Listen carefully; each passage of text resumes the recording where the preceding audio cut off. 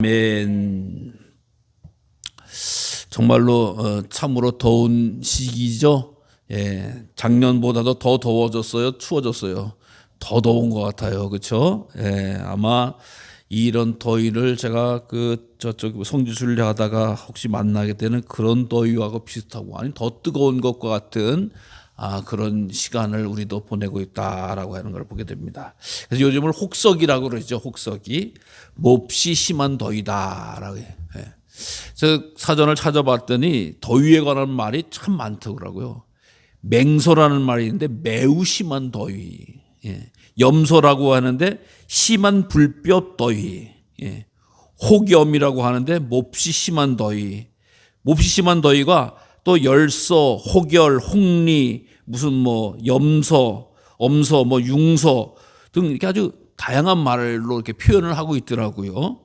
그래서 정말로 참 더위라고 하는 한자 말도 참으로 많이 있구나라고 하는. 예, 그래서 이 더위에 정말 우리 성도님들 잘 견디시기를 바라는데요. 우리가 잘 아시다시피 물 잘 드시기 바랍니다. 사람 몸을 식히는 데 있어서는 물만큼 좋은 게 없대잖아요. 그래서 때로는 샤워하고도 바삭바삭하게 닦지 말고 조금 남겨놓고 선풍기 틀면 우리 몸을 제일 시원하게 하는 어떤 거 들기름을 뿌려도 그렇고 참기름을 뿌려도 그렇고 물 뿌리는 게 제일 시원하답니다. 우리 몸에 열을 뺏어가는 게. 그래서 이때 이열치열이지 까불다가 큰일 난다는 거예요. 이열치수다. 예. 그래서 이 물로 식히는 게 제일 좋다. 또 이렇게 땀을 많이 흘리니까 약간 좀 짭짤하게 먹으면서 우리 몸의 균형을 잘 맞추는 것도 중요하다라고 이야기합니다. 그래서 때로는 선풍기도 꼭 틀어놓고 또 일하실 때는 챙도 큰 거 쓰시고 옷도 좀 헐렁하게 입으시고 바람도 잘 통하는 거를 입어야 된다라고 이야기하면서 먹을 때 보니까 요즘 나오는 옥수수가 참 좋은 거래요. 옥수수가 비타민 B가 있어가지고 옥수수하고 계란, 게달걀 잘 먹으면 이 여름에 하는데 좋고 이 단백질 고기죠. 고기인데 우리가 요즘 고기 이렇게 구워 먹으면 참 많이 먹게 되는데 많이 먹는 것도 좋지만 많이 먹으면 또 오히려 몸에서 열이 나가지고 잠에 방해가 된대요. 그래서 우리가 1인분 한 200g만 먹으면 그게 우리 몸에 잘 들어간대요. 200g을 넘는 순간부터 다 쓸데없이 버리는 거래요. 그래서 600g을 한 자리에서 먹는 것보다 하루에 나눠서 200g씩 나눠서 먹는 게 더 몸에는 좋다고 그럽니다. 그래서 우리가 먹을 때도 잘하고 또 습도도 잘 관리를 하고 또 적당한 운동으로서 우리 몸을 피곤하게 해서 밤에 푹 쓰러져서 아주 정말 잘 자는 그런 시간을 보내야 된다라고 하는 것이죠. 특별히 논에서 밖에서 일할 때 서로 돌봐주면서 꼭 혼자 일하지 마시고 같이 일하면서 이렇게 일을 해야 된다라고 하는 거예요. 그래서 열사병도 있고 열탈진도 있고 일사병도 있는데 다 우리 몸이 막 뜨거워지고 그러면 빨리 식혀야 된다라고 하는 거서 어지럽거나 구토가 나거나 내가 잘못 먹었나 그런 게 아니라 열받으면 그렇게 된다. 그래서 우리 성도님들 일하실 때 잘 하시고 어쨌든 더위는 피해가면서 해야지 정말 견디기 힘든 때를 맞이하고 있다라고 하는 그런 것을 보게 됩니다. 자, 이게 더위를 피하는 길이 여름에 이렇게 있는데 우리 인생의 길에 있어서는 믿음의 길을 가는 것이 가장 복된 일이다라고 하는 거예요. 예. 그래서 오늘 골로새서의 말씀을 통해서 보면 참 감사하고 귀한 거예요. 하나님께서 이 믿음의 길을 열어놓으셨다라고 하는 것이 참 또 독특한 방법으로 믿음의 길로 성도들을 인도하신다라고 하는 걸 볼 수가 있습니다. 사도 바울이 3차의 전도 여행을 했어요. 전도 여행을 하다가 에베소라고 하는 곳에서는 말씀을 가르치는 약간의 신학교 교육을 또 평신도 교육을 하게 됩니다. 그래서 에베소라고 하는 지역에서 한 2년 정도 두란노 사역이라고 이야기를 합니다. 우리가 두란노 출판사가 좋은 책들을 많이 제공을 하는데 그 이름을 딴 거죠. 그래서 두란노 사역을 하면서 성도들을 대상으로 신학교육을 시킨 거, 신앙교육을 시키기 시작을 합니다. 그러다 보니까 바울이라고 하는 분이 두란노에서 성경 공부, 즉 하나님의 말씀 공부를 가르친 데더라, 신앙교육 한 데더라라고 하는 소문이 났어요. 소문이 나다 보니까 에베소라고 하는 지역에서 시작을 했는데 골로새라고 하는 지역에 소리 났다라고 하는 거예요. 우리 식으로 이야기하면 우리 강화에서 교육을 하니까 김포도 나고 인천서 소문이 났다라고 하는 거예요. 그러다 보니까 골로새에 사는 에바브라라고 하는 사람이 나도 한번 거기 말씀 좀 배우러 가볼까라고 해서 에베소까지 오게 되는 거예요. 에베소까지 와서 은혜 받고 말씀 교육을 하다 보니까 마음의 소원이 생기죠. 여러분, 아무것도 없던 사람이 주의 은혜를 받고 싶으면 어떤 마음이 생기냐? 야, 우리 동네에도 교회를 세웠으면 좋겠다라고 하는 마음이 생겨요. 우리 강화에도 각 동네마다 교회가 생긴 것도 우리 동네에도 교회가 생겼으면 좋겠다라고 하는 마음을 주셔서, 하나님 그 마음을 주셔서 교회가 세워져서 이렇게 많은 거 아니겠어요? 그러니까 은혜 받고 성경 공부하고 그랬던 에바브라가 바울로부터 은혜를 받고 나서 골로새로 집에 돌아가 가지고 교회를 세웁니다. 그러니까 교회를 세웠는데 사도 바울이 그 골로새 지역은 방문하거나 무슨 성도들을 만나거나 그런 적이 없는 거예요. 에바브라가 은혜 받고 자기네 집에 가서 교회를 세운 거예요. 그러면서 교회를 세우면서 지내오면서 자기의 영적인 스승 바울에게 교회에 여러 가지 문제가 생기면, 또 자기가 힘든 일이 생기면은 바울에게 소식을 전합니다. 소식을 주어서 우리 교회 이런 문제가 있어요. 이런 어려움이 있어요. 이렇게 힘들어하는 성도가 있어요. 라고 보고하면, 물론 자기가 해결할 수 있는 건 하겠지만 사실상 자기는 부족하기 때문에 사도 바울에게 편지를 보내고 편지를 받는 거죠. 그러니까 사도 바울이 오늘도 로마서 감옥에 있을 때에 이 골로새 교회 형편을 따라서 그 편지를 보내주는 거야. 그래서 목회를 돕고 교회를 섬기는 이렇게 사역을 하는 것이 바로 골로새서의 모습이다라고 하는 거예요. 그러면서 다시금 말씀하는 겁니다. 하나님의 뜻으로 말미암아 그리스도 예수의 사도가 된 바울과 그 형제 디모데라고 하는 표현을 제일 먼저 쓰는 거 아니겠어요? 하나님께서 그리스도 예수, 여러분 예수 그리스도의 이름으로 기도합니다라고 하는 표현을 쓰는데, 그리스도 예수라고 하는 표현을 쓰는 것은 바울의 독특한 표현입니다. 예수님과 그리스도를 바꾸는 거예요. 왜 그러냐? 예수 그리스도로 함께 했던 사람들은 되게 진짜 사도들, 예수님의 제자들, 열두 사도들을 이야기하지만, 이 사도 바울은 예수님과 만났다는 기록이 없어요. 예수님을 본 기억이 없어요. 즉 부활하신 주님을 담에색 도상에서 만나기 때문에 그리스도 대신 예수님을 만난 거예요. 다른 분은 인간 예수님, 30살부터 만나서 공생애 때 활동했던 예수님을 만났던 분이 사도인데, 사도 바울은 거기서 빠졌기 때문에 그리스도이신 예수님을 먼저 만난 거. 그래서 항상 그리스도 예수님이다라고 하는 것. 그리고 그와 함께 가장 친하다고도 할 수 있고 가장 영적으로 통한다라고 하는 디모데가 골로새에 있는 성도들에게 또 편지를 쏜다라고 하는 이야기예요. 골로새에 있는 성도라고 이야기하면 성도는 어떤 사람들이냐? 그리스도 안에서 신실한 사람들이다라고 하는 표현을 덧붙여 쓰는 거예요. 여러분, 성도는 교회 다니는 사람을 이야기하는 게 아니에요. 성도는 교회 출석하는 사람을 이야기하는 게 아니에요. 예수님 안에서 신실한 사람을 성도라고 그러는 거예요, 사실은. 우리가 목사, 장로, 평신도, 권사, 집사, 성도들 이렇게 이야기하는 거죠. 근데 그것은 우리가 흔히 표현하기 쉽게 해서 그렇게 구분을 하는 거지, 성도라고 하면은 목사고, 장로고, 권사고, 집사고 모두 다 포함되는 게 성도예요, 사실은. 왜? 그리스도 안에서 신실한 사람이 성도이기 때문이다라고 하는 거예요. 사랑하는 성도 여러분, 우리는 모두 그리스도 안에서 신실한 사람인지 믿으시기를 바랍니다. 주님께서 인정하시는 줄을 믿으시기를 바랍니다. 그래서 그 성도라고 하는 호칭이 얼마나 감사하고 귀한 일인지 알 수가 없어요.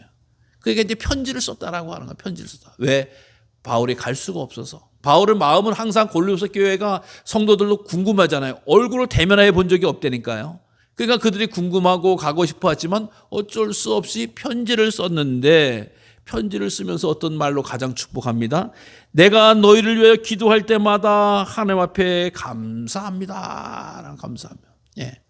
대면할 수 없고 만나고 볼 수도 없고 또 얼굴도 몰라. 어떤 분인지도 몰라. 상황도 잘 몰라. 그런데 그들 위해서 사도 바울은 감옥에 있으면서 기도하는 거예요. 기도하면서 골로새 교회만 생각나면 뭐가 떠올라요? 감사가 떠오른다. 감사하다. 여러분, 최고의 기도는 감사 기도입니다. 우리가 기도하면은 우리 삶 속에 문제도 많고 급한 것도 많고 그래서 간구가 우선이 되어지는 경우가 있습니다만은, 모든 일을 하시는 하나님 앞에 감사하는 게 최고의 기도가 되는 거예요. 왜 그러냐? 오늘 본문에서도 마지막 절에 보면 속량 곧 죄사함을 얻었다라고 한 사실이 우리 믿음의 성도들에게 주시는 하나님의 큰 축복이거든요. 왜? 내가 값을 치른 게 아니라 죄사함을 얻은 것은 예수 그리스도의 핏값으로 말미암아 구원받았다라고 한 사실을. 그래서 예수님의 이름으로 하나님 앞에 기도할 때는 최고의 표현과 최고의 경배는 감사라고 하는 겁니다. 물론 기도하게 되어지면은 찬양도 있어야 되고 회개도 있어야 되고 간구도 있어야 되고 감사도 있어야 되고 예수님의 이름으로 기도합니다라고 하는 것도 있어야 됩니다만은 실질적으로 모든 기도는 감사예요. 그래서 저는 간절히 바랍니다. 우리 성도님들이 열심히 기도할 때 간구로 끝나서 가지 마시고 하나님 감사합니다로 끝내서 가시기를 바랍니다. 돌아갈 때 하나님 감사합니다. 새벽 기도할 때도 또 급한 또 때로는 우리들이 기도 제목이 있잖아요. 자녀들을 위해서, 건강을 위해서, 물질을 위해서, 어려움을 위해서 기도할 때도 하나님 감사합니다 하고 그리고 일어나서 가세요. 그것도 하나님 앞에 감사하는 이 믿음의 기도가 바로 감사하는 그 기도라고 하는 것을 보게 됩니다. 여러분께서 우리들이 이 감사의 기도를 끝까지 달려나가야 되는데 어떤 일을 들었기 때문에 감사한다라고 하는 거예요. 즉 골로새 교회의 믿음과 성도들에 대한 사랑을 들었기 때문에 감사합니다. 들었다. 예. 요즘 같은 경우는 동영상을 촬영해서 주기도 하고 보기도 하고 현장에 방문하기도 했지만 이 당시에는 들을 수밖에 없는 거예요. 그런데 듣는데 골로새 교회의 믿음이 좋다라고 하는 믿음이 좋다. 예. 믿음이라고 하는 게 어떤 거예요? 믿음은 들음에서 나잖아요. 아까도 얘기한 골로새 교회는 다른 게 아니에요. 바울의 이야기를 에바브로가 듣고 가서 전한 거예요. 그러니까 바울을 본 적도 없어 만난 적도 없고 특히 예수님에 대해서는 더더군다나 뭐 전혀 거리가 먼 거예요. 근데 그걸 들었는데 믿음이 생긴 거예요. 여러분 이 자리에 우리가 뭐 신앙생활 할 때 언제 뭐 예루살렘을 가봐서 무슨 신앙생활을 했습니까? 믿었습니까? 무슨 뭐 우리가 거기 가서 했습니까? 저도 마찬가지예요. 목회하면서 예루살렘도 갔다 오게 되어지지 또 거기 간들 무슨 예수님을 만날 수 있는 게 아니라 예수님이 활동했던 곳을 보게 되지만 예수님에 대해서 성경으로 들었던 거예요. 말씀으로 들었던 거예요. 옛날에는 더군다나 성경 자체도 거의 성도들에게는 없었잖아요. 그냥 예수님의 말씀만 듣는 거예요. 가서 듣고 돌아오면 여러분 알다시피 아무리 설교 많이 들어도 까먹잖아요. 잊어버리잖아요. 그런데 예수님에 대해서 듣고 들을 때 꿀과 같이 달고 은혜가 되어지니까 힘을 얻고 감사하는 거 아니겠어요? 이 믿음에서 듣는 게 제일 중요한 일이다라고 하는 것이죠. 그래서 믿음을 듣고 또 성도들에 대한 사랑을 들었다. 예. 여러분 우리가 잘 알다시피 사람들이 이렇게 모이다 보면 서로 이야기를 많이 하고 우리 성도들도 교회 이야기를 많이 하죠. 예.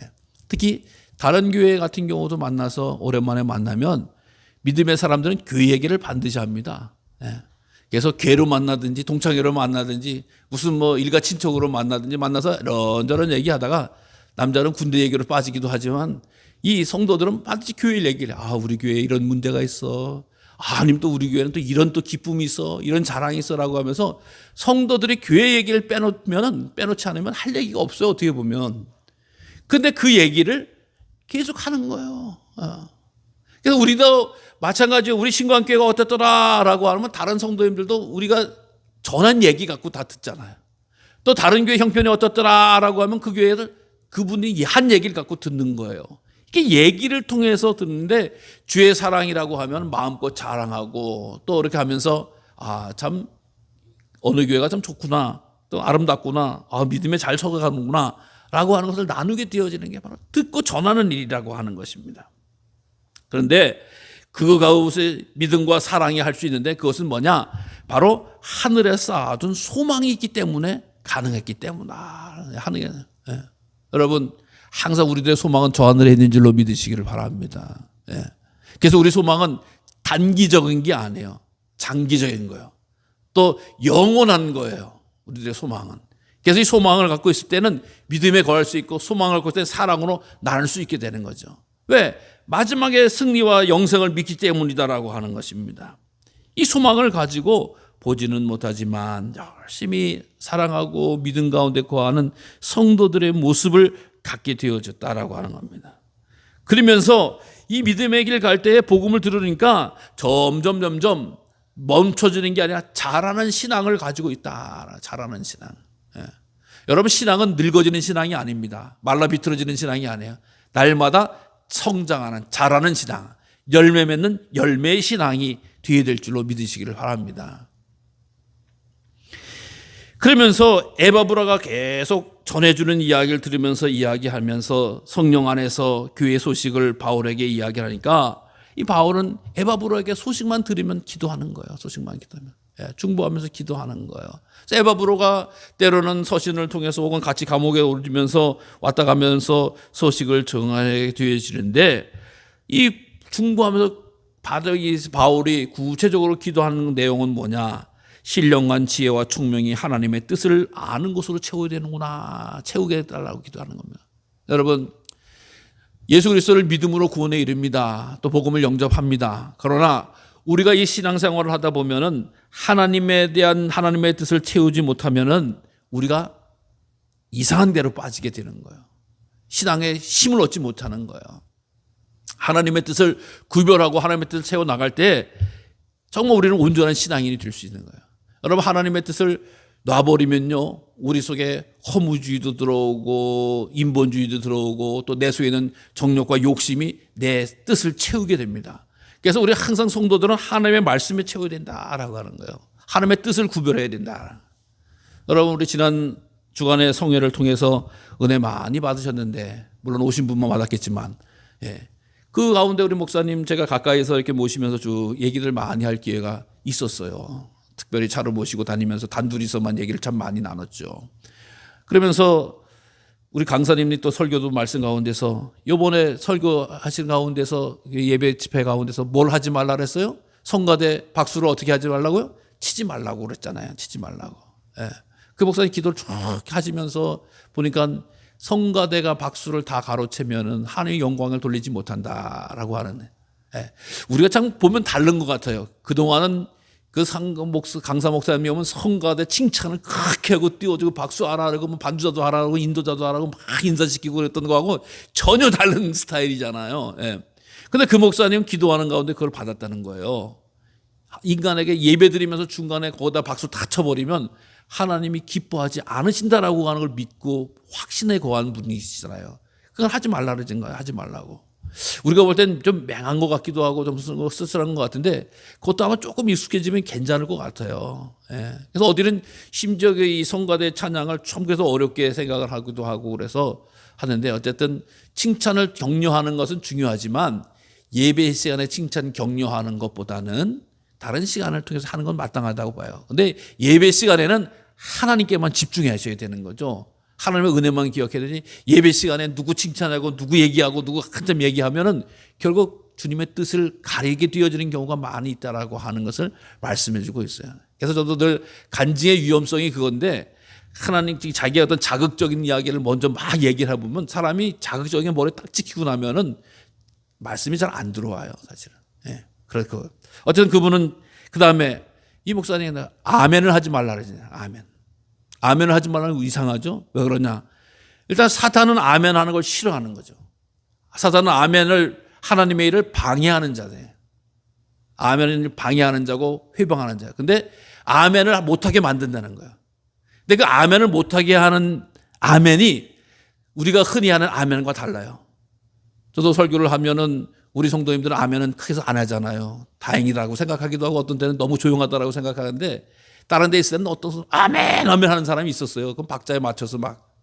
근데 이분이 하지 말라는 아멘은 어떤 거냐라고 하는 걸 보니까 하나님 그 말씀 오늘 내게 주신 말씀으로 믿습니다. 그리고 제가 그 말씀 따라서 살겠습니다. 순종하겠습니다. 그래서 아멘 하는 거예요. 그러니까 목사님 설교에 박자 맞추듯이 아멘 아멘 하는 게 아니라 그 말씀이 내게 오늘 내게 주시는 말씀이군요. 그 말씀 갖고 살겠습니다. 이렇게 하는 걸 아멘 아멘 해야 되는 거지 그냥 기분 좋아서 아멘 한다는 게 아니에요. 그러니까 그 아멘은 정말 마귀가 싫어하는 거죠. 하나님 말씀 듣고 순종해서 살겠다라고 하는 아멘을 쉽게 하게끔 하겠습니까? 근데 그걸 쉽게 해버리면은 하나님 말씀을 물로 여긴다는 거예요. 아멘 아멘 아멘 하면서 돌아가면서 또 뭐 욕하기도 하고 말씀 기억도 못하고 그냥 그리고 돌아가면서 잊어버리면 그 아멘은 하나님이 기뻐하는 아멘이기 때문에 그런 아멘은 차라리 하지 말라는 거예요. 하나님의 말씀을 경홀히 여기는 아멘이 될 수 있기 때문이다 라고 하는 말씀을 주셨어요. 그래서 그것도 맞는 거구나. 아멘을 하기 위해서 초대교회 성도들은 목숨을 버렸잖아요. 내가 주님 사랑하느냐 아멘 죽여 찢어 태워 이렇게 되는 게 성도들의 아멘이었지 아멘이 설교에 박자 맞추고 내가 기분 좋으면 아멘 하라고 하는 아멘이 아니고 하나님 그 말씀대로 살겠습니다. 순종하겠습니다. 라고 하는 결단과 헌신이라고 하는. 여러분, 이 하나님의 뜻을 잘 알게 되면 우리 신앙생활이 더욱더 진지해지고, 그게 아멘이라고 하는 이름을 빙자해가지고 우리를 하나님의 뜻에서 멀게 하기도 하고 하나님의 영광을 가리기도 하고 하나님의 뜻을 가볍게 하는 여기는 일들을 없어뜨리게 만드는 일이 되어질 수 있다라고 하는 거예요. 그래서 하나님의 뜻을 아는 것은 우리 신앙을 굳건하고 든든하게 세우는 일이다라고 하는 것입니다. 사랑하는 성도 여러분, 하나님의 뜻을 알기 위해서 기도하시고 말씀을 읽으시고 살아가셔서 하나님께서 주신 귀한 복을 충만히 누리시는 우리 성도님들 되시기를 바랍니다. 그 당시에는 골로새 교회라고 해서 왜 문제가 없겠어요? 초대교회는요, 교회는 전쟁의 연속이었어요. 전쟁에. 교회가 이렇게 평안한 곳이 아닙니다. 사실은. 어떻게 해요? 영적 전투에. 흑암이 있는 곳에, 원수마귀가 자리 잡고 있는 곳에 예수님의 복음으로 들어가서 전쟁을 해서 내쫓아야 되는 거예요. 물리치잖아요. 그러면 사단은 교회를 가만히 두나요? 아니죠. 사단은 또 교회를 공격합니다. 목회자를 공격하고 교회 지도자들을 공격하고 성도들을 공격합니다. 그래서 마귀가 시험한, 그래서 이 영적 전쟁을 하는 곳이 바로 교회고 그것을 지키기 위해서 힘써야 되는데 말씀이 없이는, 믿음이 없이는 그것을 이겨낼 방법이 없는 거예요. 그냥 내 기분대로, 내 마음대로, 내 욕심대로, 내 목소리대로만 신앙생활하는 게 아니라 주의 뜻이 무엇일까? 주님 기뻐하시는 일이 무엇일까? 또 사단 마귀가 원하는 일이 무엇으로 그를 물리칠 수 있을까? 라고 하면서 말씀 가지고 노력하고 부단하게 힘쓰고 애쓰는 거야. 그래서 교회는 능력이 있어야 되는 거예요. 능력. 주님 주시는 능력이 있어야 되는 거예요. 성령님의 능력이 임하여줘야 되는 거예요. 그래서 주님의 능력을 가지고 기쁨으로 견디면서 믿음 생활하는 거야. 사랑하는 성도 여러분, 우리 모두 다 주님께 영광 돌리고 믿음의 능력으로 영적 전쟁에서 승리하는 우리 성도님들 되시기를 바랍니다. 그러면서 이 일을 가능케 하시는 것은 바로 성령님의 능력이고 예수 그리스도의 은혜인 줄로 믿으시기를 바랍니다. 주님은 우리를 흑암의 권세에서 건져내시고 그를 사랑의 아들 나라로, 하나님의 사랑의 나라의 아들로 우리를 옮기셨다. 우리가 비록 이곳에서 살아가지만 우리를 하나님의 나라로 옮긴 자 되었다.